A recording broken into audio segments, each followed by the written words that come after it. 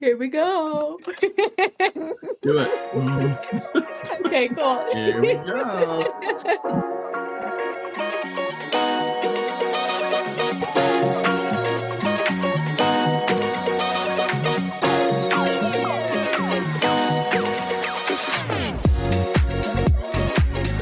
Welcome back to Coffin Talkin', where we unravel the mysteries, embrace the peculiar, and find humor in the unconventional world of funerals and death. I'm Holly, in case you've forgotten, and I'm here with my father, Frank. In case you've forgotten. Okay, all right. Yeah. Just in case. Just in case. Well, it's good to be back with you, Holly. Yeah, good to be back. Yeah. I feel like it's been quite a while. It has been a while. I guess that's because it has been. Yes, and that's okay. Okay, I feel like we need to do a where are they now sort of thing. Who is they? It's us. Oh, okay. Well, all right. Where are you now, Holly? We now? Well, I'm still in my house. Are you just outside the kitchen there? I am just outside the kitchen there. Okay, all right. And Conrad's asleep. We have a sweet little 9-month-old now. Isn't that crazy? Time flies. Let's see. What are our highlights? Caden's about to start his last year of law school. Incredible. Yay. Yay. We went to Europe this summer with my sister and her family. That was incredibly fun. We just had you guys in town, and to top it all off, you know that parasite that's hiding in people's foods? We got it. That was highlight, low life. Let's see, high, low, funny. There you go. Yeah, there you go. Hold it. Which was the parasite? Was that the funny one? Depends on who you ask and what sort of sick, twisted humor they have. Okay. All right. Yeah, so that's that. But that's we good. are... Oh, and I chopped all my hair off. Yes, you did. Not all of it. It but is, now it's it is just quite a bit touching my shorter. shoulders. Yeah. Chopped like how long 2 feet was off. it? Okay. It was down to my waist, basically. So crazy. That's my update. That's the short of it. Fantastic update. What's your update? So we have a son who's kind of excited about getting his first home. So that's kind of exciting. Yes. We have Lisa, the fictitious one, has been all over. She's been to Boston. She's been to Utah, Colorado. and then in Colorado. Some of the family from San Antonio, his son and his wife and beautiful children came and visited with us for a couple of days out of San Antonio. We've seen all the grandkids this summer, which has been fantastic. Yeah, that's it's been so fantastic. Fun. Yeah, it is. Has it been fantastic? Is it fantastic now that it's behind you? No, I still kind of.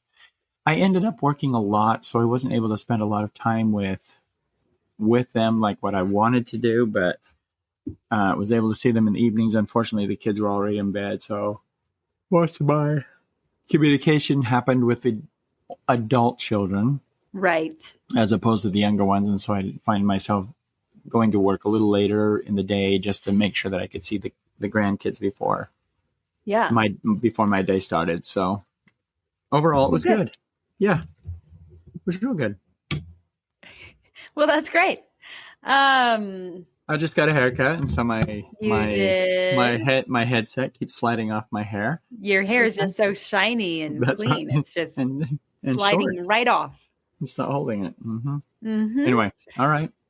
Well, great. I think that's a good update. I think that we can go from there because the people want Frank. Okay. And so I say we give them Frank, and let's be Frank. Okay.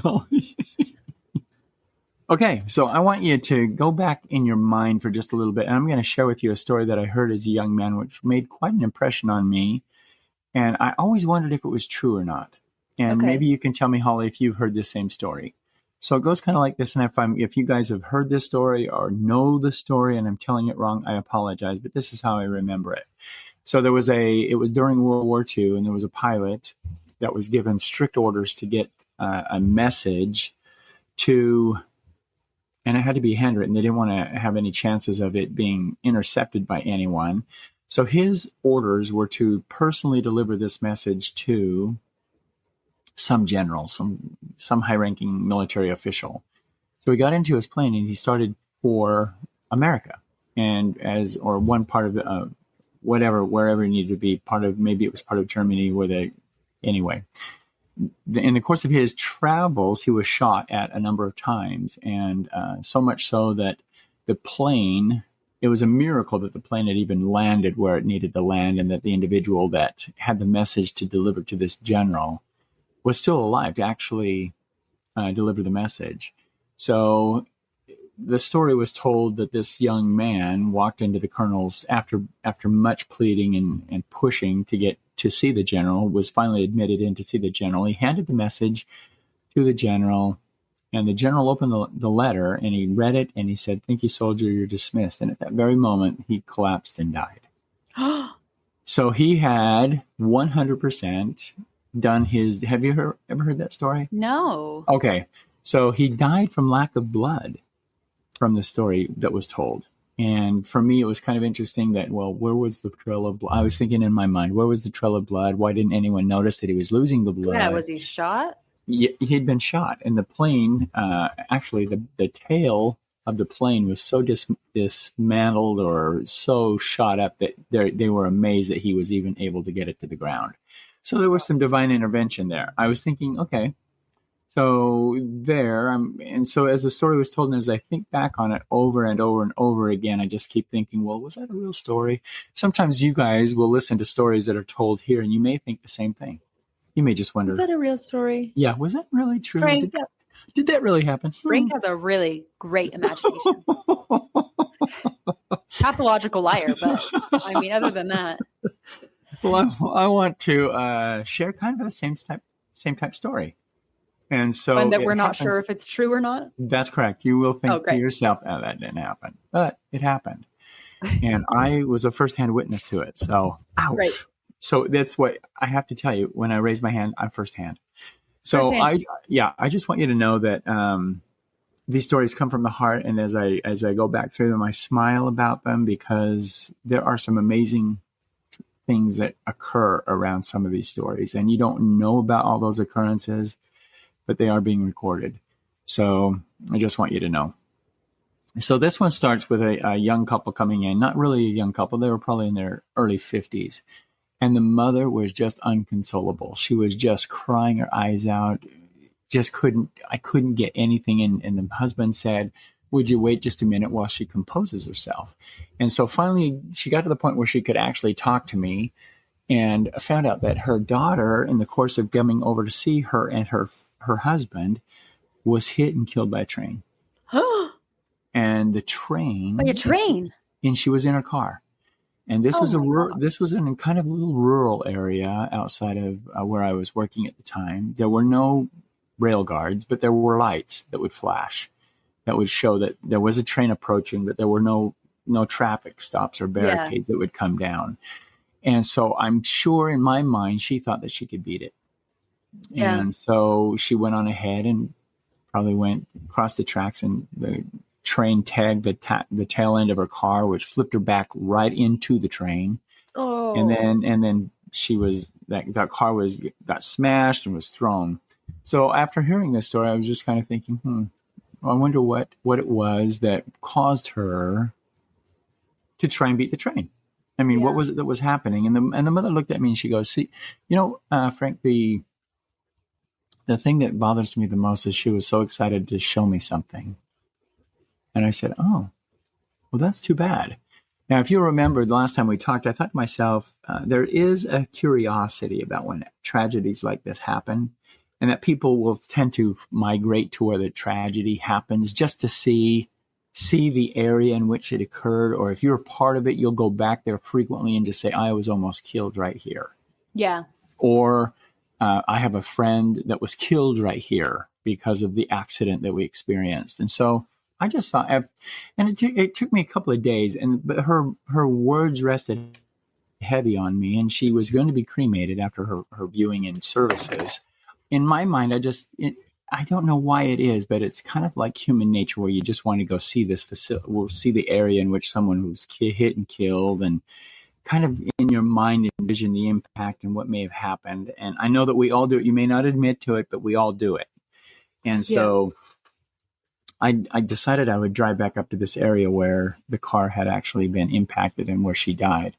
And I remember driving up there, and there was this caution tape still up there, and you can't really put it across where the train goes because that would be futile. But there was cautionary tape on both sides of the road. There were barricades and some cones. And then the odd thing is that there was a group of individuals standing.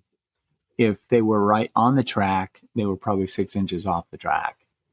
And they were standing right there. And I kept thinking to myself, do you not realize that this is still an active railway? You're going to get hit and killed. So I just thought that as I was driving by there. Well, the next morning I decided to take the long way around and come back to work through that accident site again to see if there was something else that I might be able to see or even feel. And as I was driving closer and closer to the tracks, I looked to my left, and there in the distance was a figure. And it was standing not next to the tracks, but off in the field. And I got closer and closer, and I thought, no, I don't get close to those tracks. Again, I was in my mind thinking, people just don't realize how dangerous these things are, and trains don't stop in a moment's notice. There's tons of weight behind there. It takes them miles to slow down, so or stop if they're at full speed, and which they would be at this point.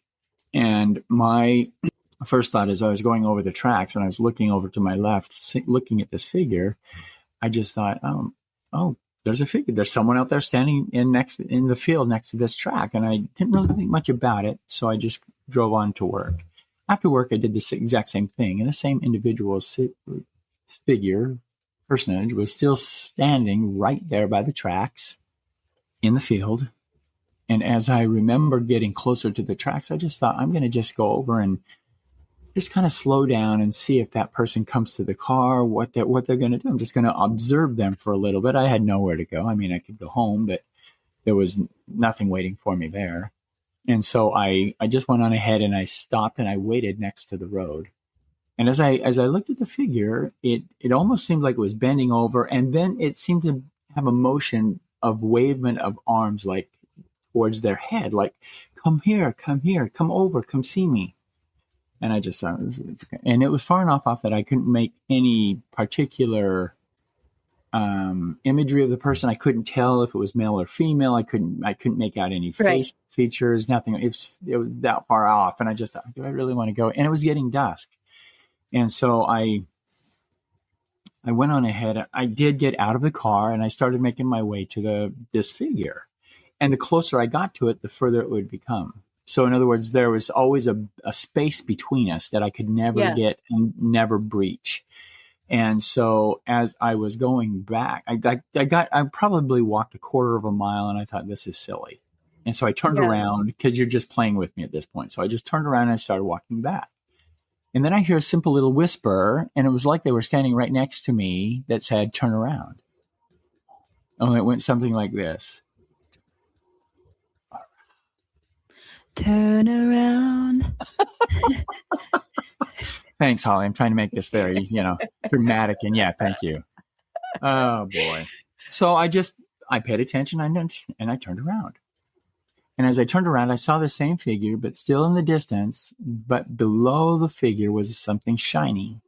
It was just getting a reflection off the sun setting. And so I knew it was something metallic. And so I went ahead and I walked towards because I thought I didn't see it before, and I just thought maybe that's why they wanted me to turn around.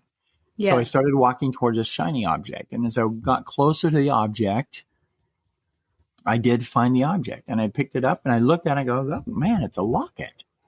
This is a locket. It's a locket on a chain.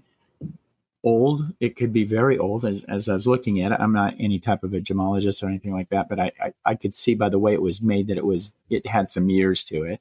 And I flipped it over, and the name on the locket was the same last name of the person that we had just helped, who had just lost the daughter. And I just thought, oh my gosh, what a coincidence this is. Yeah. So I put it in my pocket. And I started walking back to the car. I got put the locket in your pocket? I put the locket in my pocket. And then I started walking back to the car. And I got to the car. and I turned the car on, and I wasn't really thinking much about it. And I just drove away, and I drove back home. And I took the locket from my pocket, and then I put it in a little container on the counter so I wouldn't forget it the next morning. Because once I got into the house, I said, "Hey, I think I found something." I called the family, of course, and I think I found something that belongs to you. And she said, "Oh, I'll see you tomorrow at the service." I said, "Okay." And so as I went to the service the following morning, I remembered to take the locket, and I had forgotten about the locket. And so when the services were over, the mother came up to me. She said, "You said you found something that might belong to us?" And I said, "Oh, yes." And I pulled it out of my pocket and I handed it to her, and she immediately started to cry. And I said, "Oh, well, what's the matter?" And she goes, "This is my father's locket." And she said, "I thought I lost this 6, 7 years ago." And she said, "Can I ask where you found it?" And I said, "I found it at the accident site."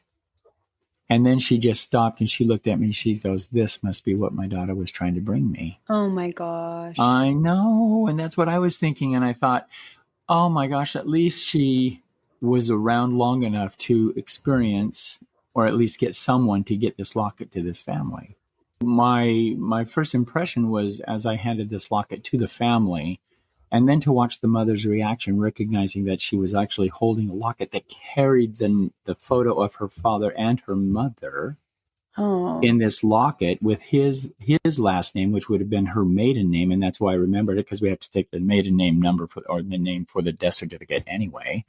So I looked at that's how I knew that it probably belonged to this family. So I could just see the relief that was happening in her mind as to why her daughter was making such a rampant and she was so excited move to get to her mother, to show her what she had found. And so I didn't think much more about it, got great hugs from the family, and didn't really think much more about it. But I just wanted to, and this is important, if you ever experience anything like this, Coffiners, you need to give it thanks. I mean, it's important. You can thank your God, you can do whatever you want, but I chose to go back to the area where the accident occurred so that I could at least vocally say, "Thank you for helping your mother. Thank you for allowing her the opportunity to have some closure." And as I got there, and I just stepped out of the car, and I just kind of bowed my head a little bit, said just that kind of what I just said to you, and just kind of in a little whisper type mode, I just went on ahead and finished with that. And I had gotten back into the car and was driving away, and just was crossing over the tracks when, to my right now, because same area, but to my right, there was this figure to the side of the road waving and sort of saying kind of a thank you then as well. And I just thought, did I just see what I thought I saw? And as I was continued driving, I looked in my rearview mirror to the side rearview mirror, and just like that, vanished. Wow. And so I just thought to myself, well, okay, now immediately I started thinking back to the story about this young soldier, about the message that was delivered. He was done with his assignment, so he collapsed and died. Yeah. And so now this young lady, if it was the young lady, I'm guessing that it was, because I don't know who else would have been there, but she had now been able to hand deliver, or at least get someone to deliver, this locket to her mother, which allowed her to say, I'm done here. Yeah.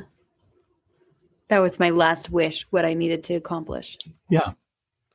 Wow. So, yeah, it was very interesting for me to experience it, number one, to see the elation and the joy from a locket that was supposed to be delivered, unfortunately was delivered late, but still had the opportunity to actually know why now, for some closure as to why the daughter was in such an excited state and hurried state to see her mother, not really recognizing all the other dangers or perilous surroundings that she might have been entering into. Yeah. So for me, it was very interesting, only because of that exchange and interchange. But think about to yourself, even if you, and I'm going to go back to it, even if you drive past an auto accident, train accident, whatever pedestrian accident, whatever the case might be, every time you drive by there, you'll always think of that incident and what you experienced during that incident. And this is the exact same thing that was happening with me when it came time to think about things that I wanted to write about, to talk about. This one kept coming up to mind. It wasn't a big story, but it was a story that allowed me the opportunity to see and to experience once again that story that I heard from years ago. The opportunity to see that truly from the other side, people might be still trying to get us information that we are ignorant to, and that maybe we sometimes aren't fully prepared to receive or to listen to. So I immediately started that. So that's why I started with that other small little story. But I think it's important to understand that we as individuals, I think people are trying to communicate to us all the time. It's just a matter of us being able to listen and find. Yeah. Oh. Okay, Holly, what did you think of that one? I thought it was great. I think that's so sweet that you were able to get the locket and how immediately the mom recognized it. Yeah. Yeah. Well, and she even knew how to open it. I tried to get that locket open. I had no idea how to open that thing. Huh. And so, there was 3 pressure points. 2 you had to push at one time. Once that was clicked, there was a third one that you pushed to open it. Wow. She knew exactly. Yeah. She opened it immediately. So cool. Yeah. I did want to ask, what was her reaction to you saying that you found it at the accident site? Was she like offended? No, she was, so she wasn't offended. She made a very interesting comment. She said, "We have been by there a number of times. And we have never seen anything like that. We never saw her. We never saw a reflection of nothing." And she said, "Of course you had to have gotten it from there, because where else would you have picked it up?" Right. It's not something that, and I mean, she obviously didn't, I guess maybe she would have had it on her person, but you wouldn't have lied about that. No, and I don't think she had it on her person because, it was on the ground. I don't know. It could have been on a person and just flown off from the impact. I mean, there are other things that you would think never would fly off, like shoes. Yeah. On an impact, and it's interesting how fast you can lose items just from an impact. But she was very grateful that I actually took the time to go over there. She was surprised that I would do it so many times. But I said, that's just kind of the way my mind works. And so she said, "Yeah, mine too." But she wasn't offended, but she did admit that she had been there a number of times as well since the accident, only because that's the last place her daughter was. I know. I mean, and so that was important. I think that's important for a lot of people. If a plane goes down in the Grand Canyon, you try in a helicopter, for instance. I know family members that will just go down and try and see where the accident occurred, because that was the last place their loved one was. Yeah. So, and I think that's what it boils down to. And sometimes it's just straight up interest, curiosity about what took place, and your mind will start to reel and say, "Oh, that must have been how that happened." Yeah. But have you ever seen a car flipped? If it's going eastbound, it's flipped and facing westbound. There's no other car around. And you wonder, how did that happen? Yeah. So you just start running through scenarios in your mind, right? To try and figure out what did they hit? Must have been hit at this angle. Yes. So, but the car's smashed, but there's no other car around. And you're just, what happened here? Yeah. So anyway, that's kind of like what this one is. It's not a scary story, but it is one that makes you go, I did also want to ask your opinion on this, because I was thinking about it as we were just talking. Do you think, because I don't think evil spirits can do this, so we're not going to go down that road, but do you think that spirits with good intentions, that like they have something unfinished, can they influence you? Like, do you feel like she influenced you to go to the site? I don't think she influenced me to go to the site, but I think she was waiting for someone that could help her. Because, I mean, obviously, she's not going to, like, flag down a random person. Yeah, no. She knew this guy is talking to my parents. He can get it. to them. Yeah. That's a good point. I don't know. I've never really thought about it. Maybe it was a little bit of her influence, but I know my own background too is with regards to accident sites and wanting to actually see what has happened. And because I wanted to be a forensic pathologist for the longest time. And so accidents do intrigue me. I do want to find out kind of the happenings and what causes the progression of the accident. This one was pretty cut and dry, but still, you just want to go. And but no, I don't know. That's a good point. She could have. I'm not going to say she couldn't have, but it did take me a couple of days to want to drive by the accident. So maybe what you just asked is probably true. Maybe it was gnawing on me enough to say, Frank, you've got time right now. Just drive by. Just go see it. Yeah. Huh. But it is interesting. That's crazy. Yeah. And it is interesting how long it takes for people to just eventually forget the accident and dissipate from the accident. So I could go by still a week later and there are still people laying out candles, flowers, jumping and playing on the tracks. I could never really understand that. Maybe that's not a good homage to her. Come on. Come on, let's people. Not do that. No. Mm-hmm. So that's how it went. That was truly an experience for me to write and record. So. Wow. I had something else I wanted to say. Oh, yeah. I was just going to say, I even have a spot like that where we live. Because Caden, he rides a motorcycle, and on the way to work today, and this was when we were working at the same place, he passed a guy that was just being stupid on his motorcycle, and he got hit and killed in front of Caden. And I know exactly where it happened. And each time I drive by that place, I think of it because it's like, Caden was on his motorcycle at that time, and like he was fine and he was safe, but it's like just the parallels of it. So yeah, those things stick with you. Yep. Was this guy that got killed, was he wearing a helmet? He was wearing a helmet, but he was going like 80 down a 40 mile per hour road. Someone just came out. Wow. Yeah. So it's a little scary. Yeah, really scary, but it's just crazy. In the funeral industry, we call motorcycles. So. I know. But even though you're not murdered, you're murdering yourself, I guess. But oh gosh, suicidal. I don't know. Making up a term now. I don't know. Gosh, yeah, he gets that a lot from the fictitious one. Every time she sees it, get off that bike, Caden. Caden Williams, you get off that bike. Mm-hmm. So, yeah. Anyway, that was it. But I think that's a great place to end. Anyway, let us know, Coffiners, what you think about this and what your thoughts and impressions are about this story. And if maybe you've experienced the same type of thing. I don't know. Yeah, exactly. Let us know. As a reminder, contact us at coffintalkinpodcast@gmail.com, or you can send us a DM on Instagram at coffintalkin. It was so good to be back with you, and we will see you next time. Thanks, Holly. Thanks, Coffiners.